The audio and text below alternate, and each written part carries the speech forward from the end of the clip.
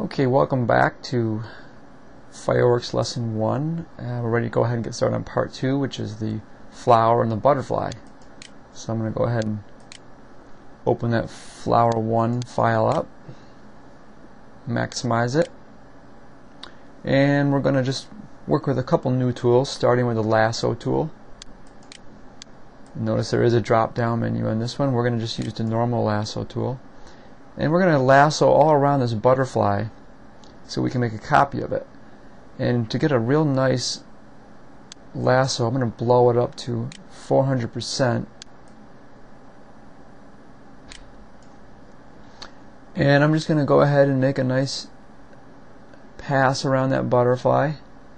I'm not too concerned about getting it perfect, so I'm going to go back the second time and fine-tune it. Whoa, made a little mistake there.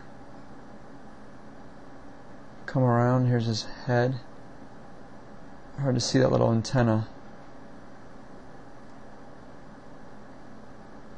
And here I am back at the beginning. And I let go. So that area's been selected. Now what I want to do is using my Alt key and my Shift key. The Alt key is minus, the Shift, lost it. The Shift key is plus.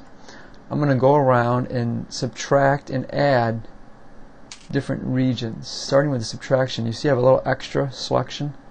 So I'm just going to take the minus, draw a little circle closer to his wing, and it will subtract out any area that I touch. So I'll just go around and make some fine adjustments over here.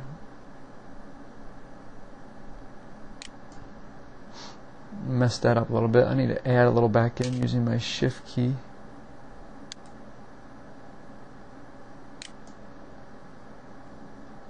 And I need to add a little in over here.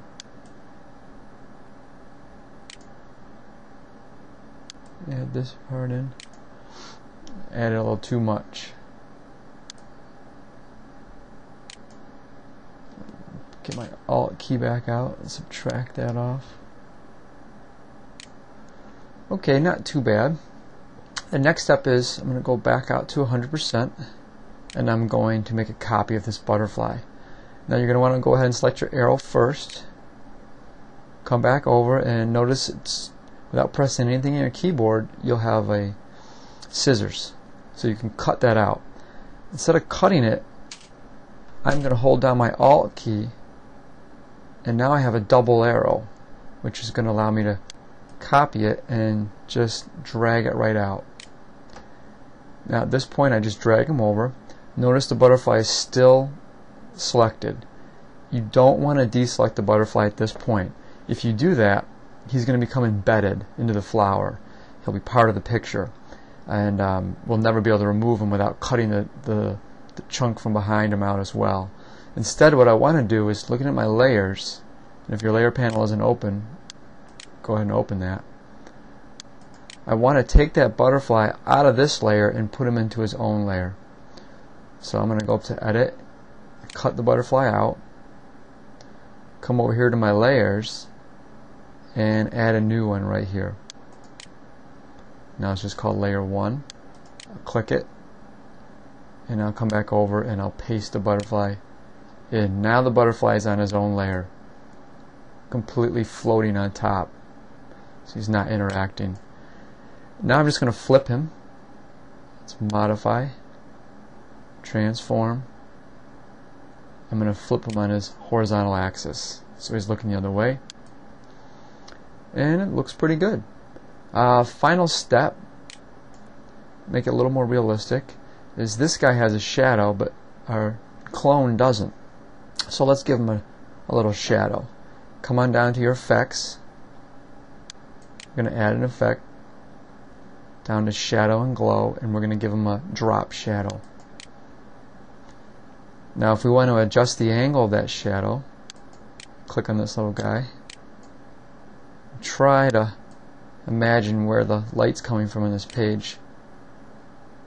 Looks kind of to me like it's coming from the upper left corner, judging from the other butterfly shadow. And let's move this shadow further away from the butterfly.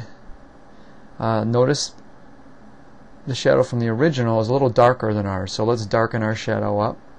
It's right here with the opacity level. There we go. Now if you click away from an effect and you want to go back in and make a change to it, you just click on this little eye, edit and arrange effect, and the box pops back up again. You can then change the color of it, the softness of it, and of course how dark you want it to be.